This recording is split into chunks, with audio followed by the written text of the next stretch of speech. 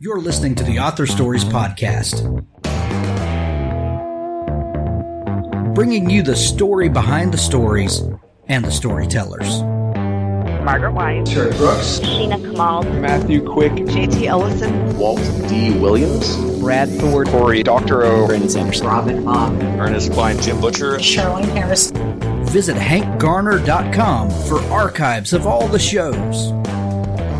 Today's guest is...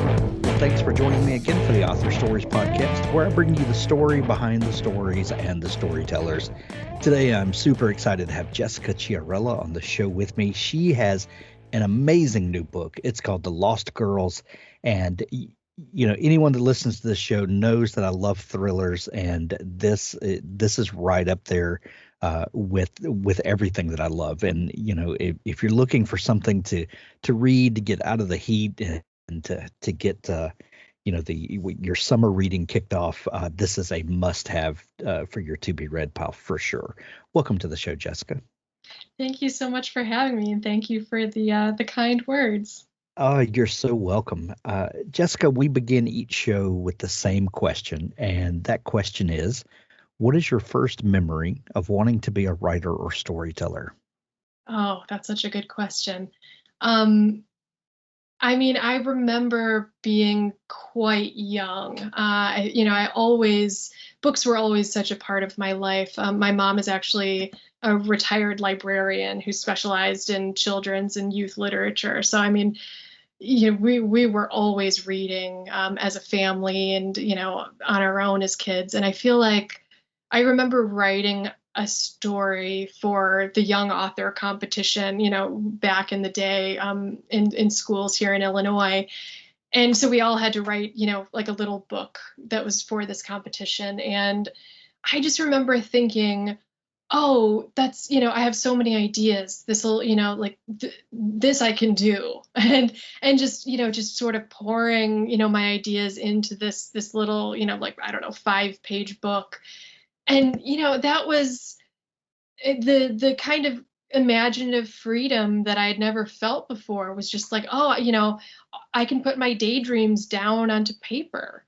And from that point on, I think I always did that just for myself. And, it took a long time for me to consider it a vocation and especially to consider it, a profession. But that was, I think, realizing that as a little kid, like, oh, the things that I make up in my head, I can put them down on paper was such a formative moment for me that I think I never really lost that sort of enthusiasm. I love that.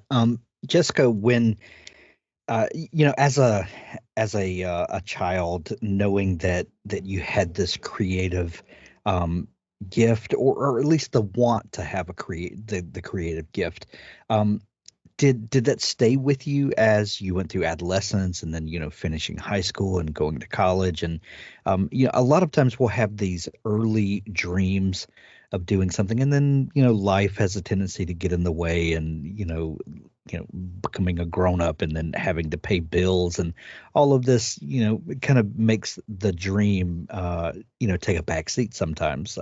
Was this something that was forefront in your mind, or did you come back around to writing as so many of us do?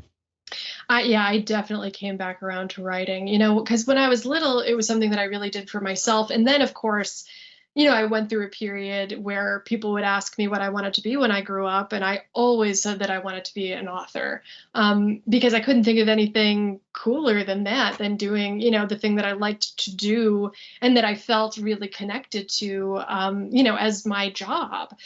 And then I kind of hit a wall when I got a little bit older. I started reading chapter books and longer books and, started reading novels. And then, it started to feel bigger than I was capable of. I would come up with these great concepts and these little ideas, and I never knew where to take them. Once I got the beginning written, as a young writer, I sort of didn't know what to do anymore. And I thought that meant that I wasn't very good at it. And so I saw writing for a lot of years, especially, into my teenage years, as something that I enjoyed to do, but was not very talented at. So I decided not to focus on that. And I went to college and studied political science and, was thinking about going to law school.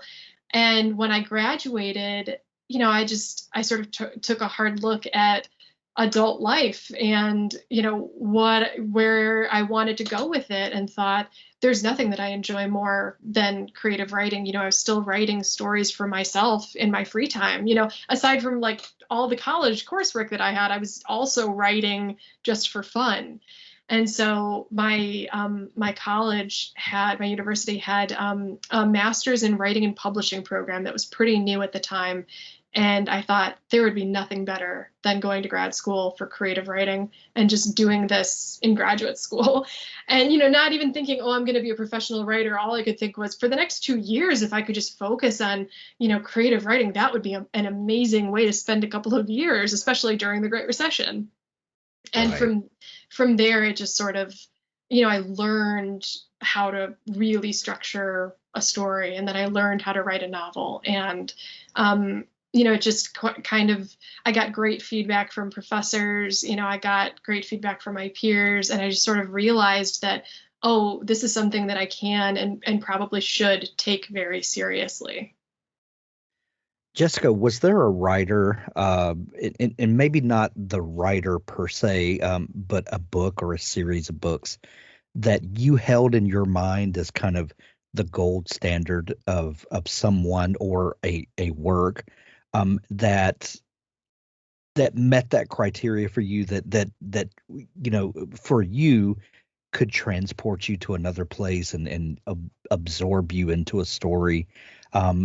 Was there something in your mind that you kind of held as the standard of, this is what I want to, this is who I want to be like, who I want to write like, or this is a story like I would like to tell? Yeah, there are actually two sort of primary texts that come to mind. And one is White Oleander by Janet Fitch, which is Oh one yeah. of my favorite books of all time. I read it when I was 15, and it was revelatory for me because up until that point, I had been reading a lot of, first children's books and then YA literature, which, were all very good. I mean, my mom is a great librarian and she knew how to, choose them, so that I was always reading great stuff. But there was something about reading an adult book about a girl of my age at the time who, was not trying to be good, who sort of did not have the classical moral compass that you see in a lot of female protagonists written to be that age. I mean, Astrid Magnuson in White Oleander, is completely, sort of exists and thinks completely outside of traditional morality. And for that to see, a girl character with that mindset was so intriguing and so freeing for me. And that book is written so beautifully that, I just remember tearing through it and thinking, God, I want every book that is like this. And in every book I want to write, I want to be like this.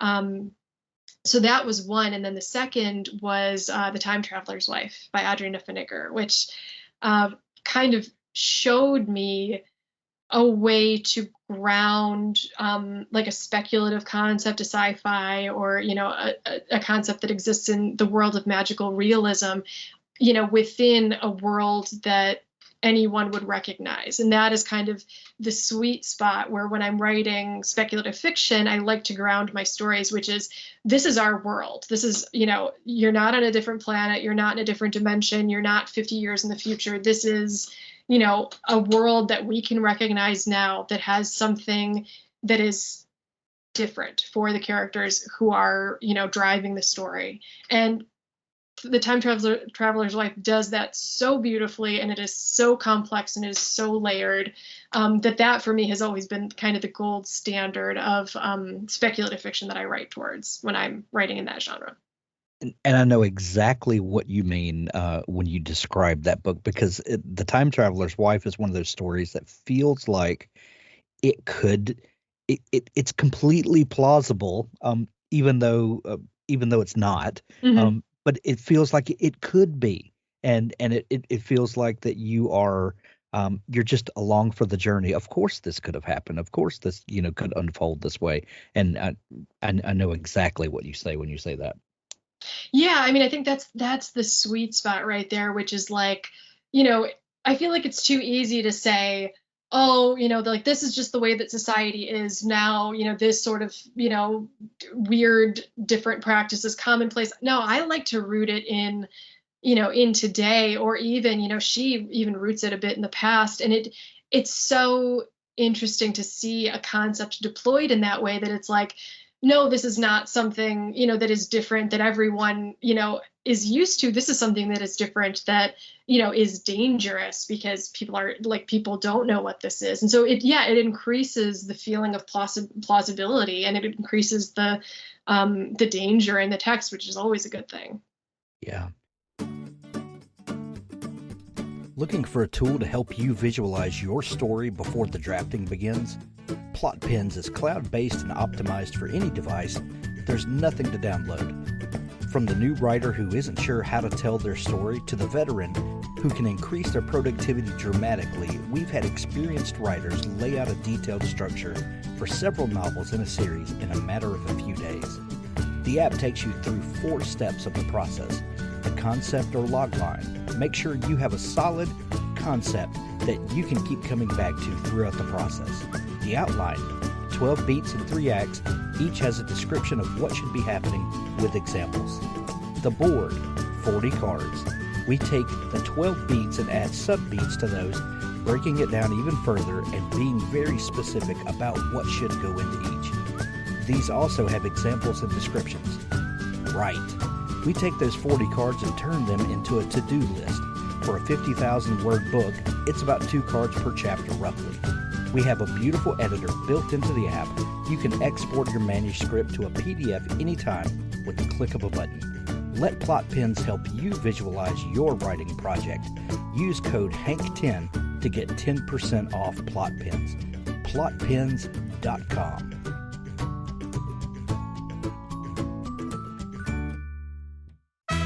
Authors, I have a fantastic new service to tell you about. It's called PubSite.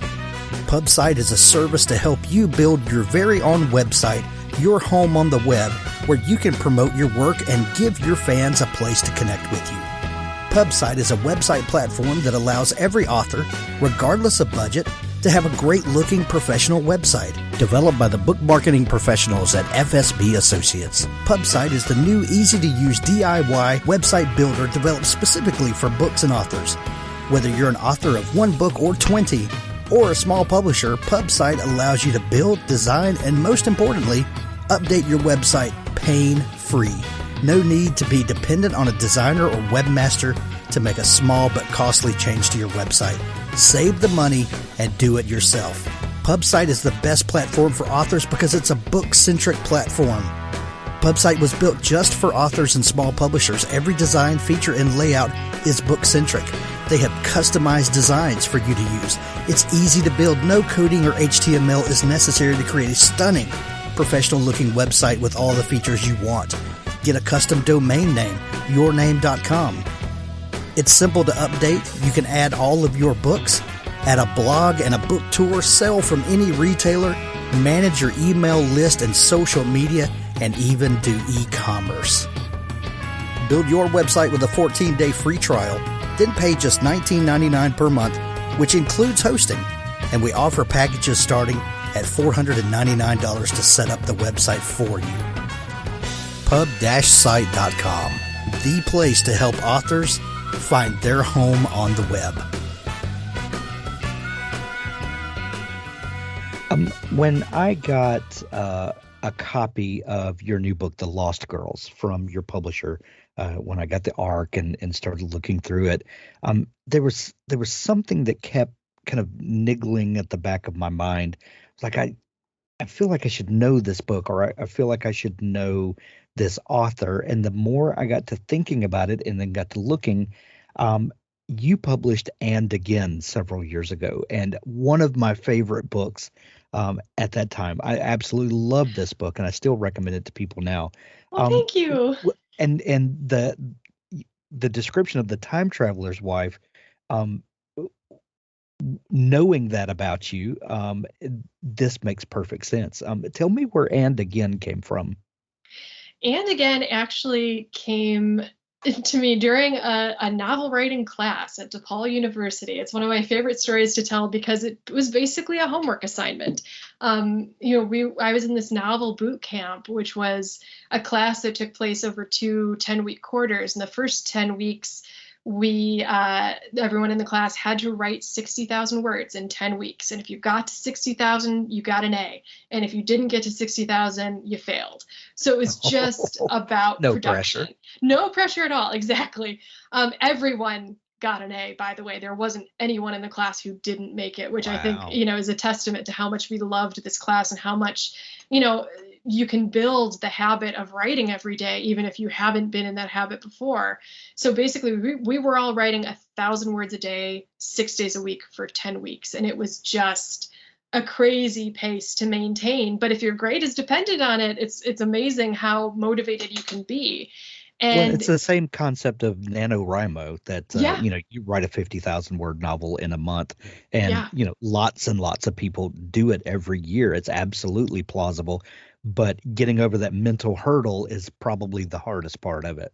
Yeah, absolutely, because it feels insurmountable when you start, and then you just realize it's a habit like anything else. Like it is achievable if you break it down and take it in small parts and just, sit down in the chair every day and do it. It's about dedication. So yeah, I wrote the first draft of And Again in that class, and then the second 10 weeks was reading each other's work and revising. So I got a lot of very useful early feedback on it and sort of changed it substantially based on some of that feedback. And worked with the professor from that course, Rebecca Johns, on, revising it further. And it just became the manuscript that then, became And Again. And it was such a crazy experience to have essentially a school project end up getting published. But honestly, it felt really right as it was happening just because I had no expectations for it at all. And I think that's kind of where the best writing happens, is when you're not writing thinking, oh, of course this will be published, and so I have to make it perfect and whatever. It's like I was just playing jazz. I was just trying things out, and I think that brought an energy to the work that wouldn't necessarily be there if I thought that I was going to write something that anyone in my life, much less everyone in my life, would read. Yeah. I've heard people talk about And Again and say that it's a science fiction novel, and I mean, kinda, but I don't really think of it in those terms. Knowing kind of your love for The Time Traveler's Wife and that's whole sort of magical realism, do you think that this is more magical realism than it is, straight sci-fi? How do you categorize that book? Definitely. I mean, I like to use the sort of catch-all term speculative fiction. I took Yeah. a course in speculative fiction just because, it covers so many different, types of, sci-fi and fantasy and magical realism. It's this catch-all term for like, there's something different. There's something that is going to be fantastical here in some way. But I really don't think I like to categorize And Again as science fiction because, people asked me, oh, did you research cloning? Did you get down into the nitty gritty of the science? And the answer is, oh no, like I am not qualified to try and figure out how this thing would work if it could. It functions in the narrative like a magical element. It is just, something that works because I, as the author, say that it works. So yeah, I have a hard time with the sci-fi title because it works like magic within the book. So yeah, I feel more comfortable with magical realism. But yeah, I tend to use speculative fiction because it's easier, I think, to use a broader term that more can fit under. Gotcha. From And Again to the new book, The Lost Girls, um, that's it. It seems to be very different subject matter or very different genre. What was it that got you thinking about shifting gears to more of a standard thriller type of story? Yeah, it came out a little bit out of writer's block, I'd say. I mean, or just I guess a sense of, desperation in writing, in that I had, I done my MFA at DePaul, and then I did my MA at DePaul, and then I did an MFA at UC Riverside. And after that much school, the sort of inner critic that I had, after going through all of these workshops and publishing a book and reading reviews, and it just felt like I wasn't writing in the way that I was writing when I wrote And Again. I didn't have that freedom of feeling like I didn't have any expectation, I didn't have an audience in mind.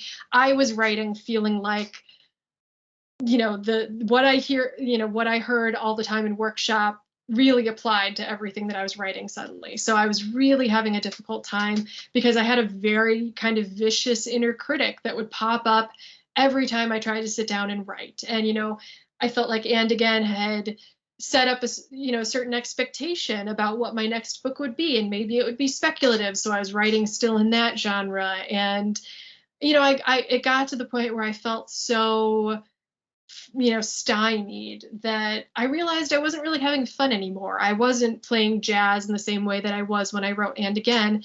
And so I thought, okay, if I was just going to have fun writing a book, what would it be?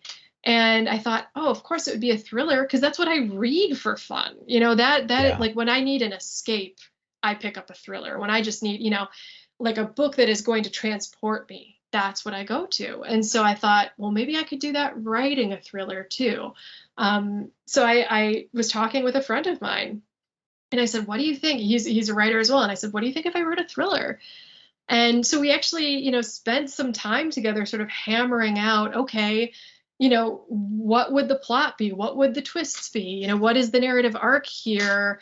Because he also read a lot of mysteries, and so he was sort of the perfect person to tap to help me out with this. And he really sort of helped take me through, okay, these are the conventions of the genre, this is the structure that you need to work within, and help me figure out how to approach writing in a genre that I had never written in before. So that was a lot of fun. That's something that I don't hear enough of, but I think is absolutely true for most writers. If you're not having fun, it's going to be a slog. I Yeah. know there are lots of people that are able to write, and they treat their writing as, I'm a professional. This is something that I do as my job. I'm gonna, put my butt in the chair, and I'm gonna, crank out words, because that's what a professional does. And I absolutely agree with that. You should be able to, whether you feel like it or not, show up and do the work. I think that's important. But we all got into this to be creative, and to have fun, and to tell stories that excite us. And if you're not doing that, then at some point you might be missing the point. Yeah, I completely agree with that. And because, that was the sort of, you've got to sit yourself down and write every day. That was how I wrote And Again. Like, I thought that was the model, that it's like, if you build it, they will come. If you sit down in the chair, inspiration eventually will come. And yeah, I mean, I think I had to learn the hard way, with, a lot of effort being put into something that could not have been a joy to read, because it was certainly not a joy to write. To realize, oh yeah, it's not just about sitting down in the chair and hammering out your words for the day. You have to sort of go where your interest and your excitement takes you. And if you are not, I mean, I'm not saying it's always going to be fun, but if you're not feeling at least, the pull to work on a particular story, I think it requires a little bit of evaluation to see if that's the story you really want to be writing. I agree. I agree. So tell me, if someone is not familiar with the Lost Girls, what is your elevator pitch for it? Who are the characters that we should care about? What happens to them? What's the devious thing that you came up with us for? Yeah, okay. So The Lost Girls is about Marti Reese, and she is a true crime podcaster. And the podcast that she has done and been successful with is about the disappearance of her older sister when Marti was just 8 years old. She was walking home with her older sister, and they were stopped by a car. and her older sister told her to run. And then her older sister got into the car with a man that Marti didn't recognize and was never seen again. And so Marti has sort of spent the past 20 years racked with survivor's guilt, trying desperately to, find an answer to the question of what happened to her sister, and, trying to keep her case, her sister's case from going completely cold. And so she creates this podcast where she tells the story of her sister's disappearance, and she tells the story of what it did to her family and what it did to her in the aftermath. And as a result, a lot of new leads come up, and she's contacted by a woman named Ava Vreeland, who believes that Marti's sister's disappearance is connected to her own case that involves her own family. And she tries to get Marti to help her investigate these two, parallel cases to see if that linkage really exists.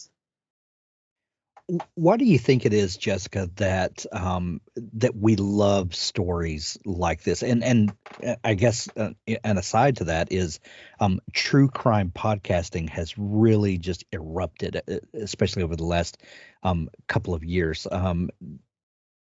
What is it that intrigues us about these kinds of stories? Is it because we get to kind of look at the darker side of life from the safety of our reading chair, and or from the safety of our earbuds, if it's true crime podcasting that we're talking about?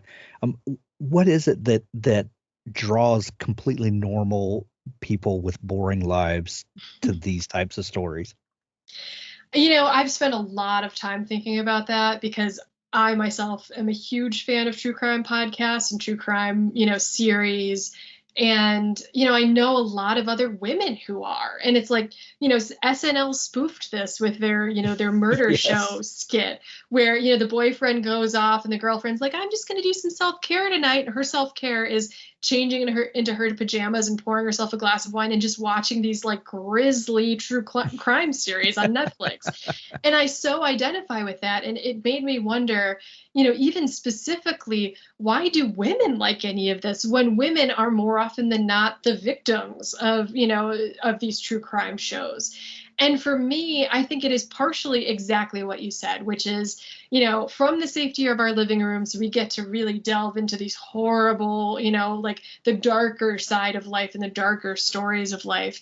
And, I think that there is a lot to that. And there's an aspect of that I always wonder if it's also the fact that, particularly for people who grew up in the pre-internet age, as some of us did, when really what we had was the evening news, the face on the milk carton, the cover of People magazine, like Missing Girls on the cover of People magazine, and just kind of the tabloids, these snippets of, murder, kidnapping, like mayhem without any sort of context. You just get, the 30-second soundbite on the evening news telling you that that a body was found, and, maybe a court case follows.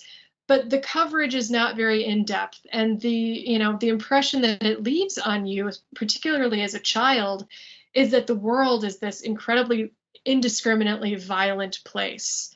And the thing that true crime gives you that the media hasn't provided us up until this point is a really in-depth story-based look at crime. We've had a lot of police procedurals on TV. Everyone's seen Law and Order, but there is a part of me that feels like the thing that we've lacked is looking at real life cases, as if, like as in depth as you would like a story, any sort of narrative. It's about Serial breaking down each aspect of that case in an individual episode, taking an hour long or a half hour long, I forget exactly what the format was, but a deep dive into each detail of the case. This week we're looking at the timeline. Next, next episode we're going to look at this aspect of the police report, and putting it within the context of a larger narrative. It gives you, first of all, much more empathy for the victim and the people who are, left behind when these crimes happen. The family members, friends, communities.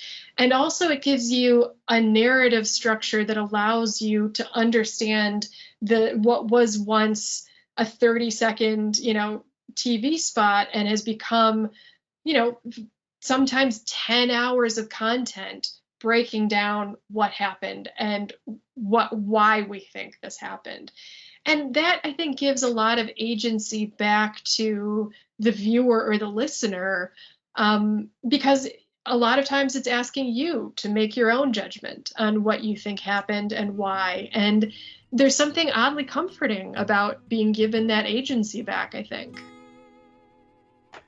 So from the speculative fiction of And Again to the page-turning thriller of The Lost Girls, you're kind of planting your flag in the world of fiction. To know that when we see a new Jessica Chiarella book come out, we don't exactly know what to expect, but we know it's going to be a thrill ride. What's coming up next from you? I'm working on both another speculative book and another thriller. So hopefully, we'll see which one gets finished first. I love it. Jessica, we're going to put links to the new book in the show notes and make it easy for folks to go find it. It's available everywhere now. The Lost Girls, you can grab it at Amazon. Is there an audiobook to this? I didn't Yes, look there is. Before we got. Gotcha. Have you heard any of the samples yet? Oh yeah, it's phenomenal. The narrator did a great job. Oh, I love it. I'm going to have to pick up the audio and listen to it this weekend. I've read the arc, but I can't wait to experience it that way. I know the podcasting aspect probably makes for really enjoyable audiobook listening. Yeah, I hope so. I mean, I think it does kind of lend itself to audio and to to hearing that, those sort of snippets out loud. I definitely agree. I love it. Well, whether you want to grab it in paperback or Kindle edition or the audiobook, there's links to it in the show notes of today's episode. Go grab it now or go pick it up from your local bookstore. Things are opening back up around the world. Let's support our local bookstores for sure. Jessica, if people are just discovering you and want to dig into all the great stuff that you do, where can they find you online? I'm at jessica-chiarella.com or Jess Chiarella on Instagram and Facebook, or Jess_Chiarella on Twitter. Excellent. We'll link those up as well. Jessica, this has been so much fun chatting. I'm a huge fan. Thank you so much for taking time to come on the show. Oh, thank you so much for having me. It's been great. Wargate Books presents Hit and Fade, Forgotten Ruin, Book 2, by Jason Anspach and Nick Cole. Narrated for you by Christopher Ryan Grant. Chapter 1. The army of the dead walked straight into our ambush east of Fortress Hawthorne. That's what the FOB is called now, Fortress Hawthorne. Despite it being officially known as Forward Operating Base Hawthorne, as was originally intended when the 50 detachments of various special operations groups came forward through time from Area 51. A one-way mission to save Western civilization from a rampaging nanoplague destroying the very fabric of said civilization. Apparently, we overshot the temporal insertion point and stuck the landing. Sorta. About 10,000 years too late. Said civilization is now basically something straight out of Tolkien or Dungeons and Dragons, which we've all now gotten a lot more familiar with thanks to our resident expert and fledgling hedge wizard, the infamous PFC Kennedy. But the Rangers just call it the FOB. The first of our explosives to ruin the leading elements of the army of the dead advancing on us, Claymore mines the recaptured forge back at Hawthorne had cranked out in the weeks after we'd retaken it from King Triton, were fired by Ranger Sergeant Kang down there with the Scouts and Captain Knifehand's assaulters. It was close to midnight when the front rank of bony warriors, carrying rotting shields and spears, eyes glowing malevolently in the deep night mist, advanced into our ambush, only to get ruined by the daisy-chained claymores' sudden eruption. Above us, a cloud-shrouded moon cast a wan yellow light over the battlefield. The night was hot, and spring was coming on full now. The pilots who'd gotten us here in the grounded C-17 back at Ranger Alamo, using their meteorology skills, had guessed it was going to be a long, hot summer ahead of us, and an early one at that. But there was a cold shiver in the dark on your exposed skin that you couldn't quite explain when you saw the dead advancing rank after rank. The bone warriors, carrying spear and shield, other darker creatures barely seen. The lower areas of the earth were graveyard cool and misty, so maybe that was it. Still, the brutal, unrelenting cold of our almost last stand back at Ranger Alamo was gone now. But not the horrors. There wasn't a night that some ranger didn't wake up out of a tormented sleep, breathing heavy, sidearms scanning the dark and looking for orcs and ogres to ventilate. I was sweating in the hour leading up to the attack, despite the night and the mist. Kurtz had us humping hard to get the 240 and all its ammo up to the top of a small hill that overlooked the area where we'd channel the advancing echelons of the Army of the Dead into further fun and games the Rangers had planned at a bend in a riverbed. If the approaching Army of the Dead continued on their current course track, they'd enter it for a brief period. It was decided by the captain we'd kill them there. And I was sweating. Not because of fear. No, not at all. "Firing," whispered Sergeant Kang over the comm as he detonated the mines. And 8 daisy-chained claymores spat thousands of steel balls all across the front line of what even I was still finding it hard to believe I was seeing through my night vision device. Skeletons. Warrior skeletons. Ancient warriors like something out of the Bronze or Iron Ages. Worked breastplates of molded plate or rotting scales. Green and tarnished, stamped with the markings of fabled armies fallen in battles long, long ago.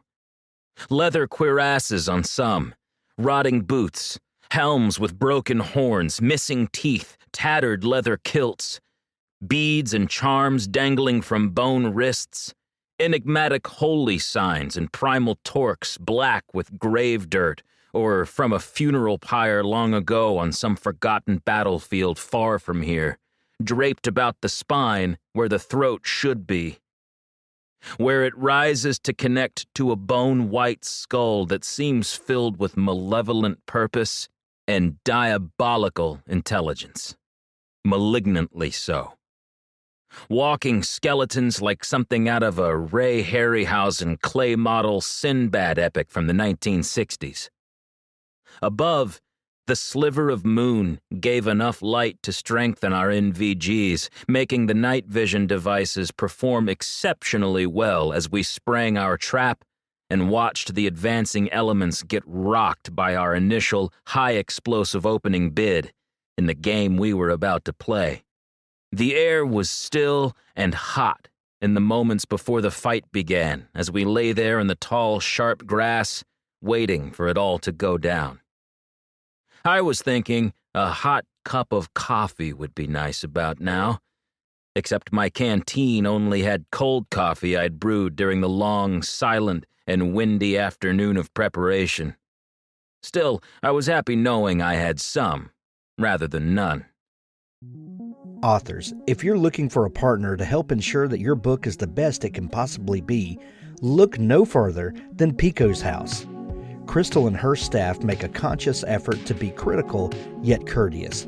They also strive to make the business side of things run smoothly so that you can rest easy knowing that your manuscript is in capable hands. Whether you need beta reading, developmental editing, a manuscript critique, line editing, copy editing, or proofreading, Pico's House is the one-stop shop for you. Check them out today at picoshouse.com to get started.